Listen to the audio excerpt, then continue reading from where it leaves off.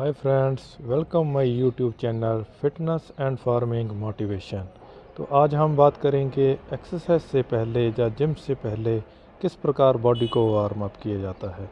अगर आप हमारे चैनल पर नए हो, चैनल को लाइक करो, सब्सक्राइब करो और बेल आइकन को प्रेस करो ताकि हमारा आने वाला वीडियो आप तक आसानी से पहुंच सके। तो जानते हैं पहले वार्म अप की क्यों ज़रूरत पड़ती है।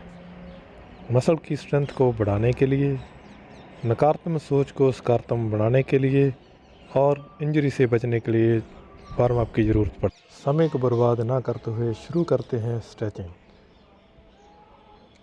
कैट स्ट्रेच, बॉडी को स्ट्रेच करो। हिल रेस, धीरे धीरे फॉरवर्ड डाउन।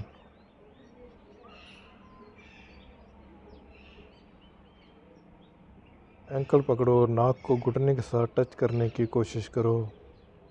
धीरे धीरे up,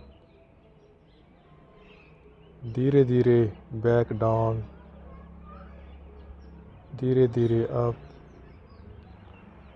change side to side stretch, body को साइड टू साइड स्ट्रेच करो ताकि आपके साइड वाले मसल अच्छे तरीके से वार्म अप हो जाएं। Neck chain, forearm stretch,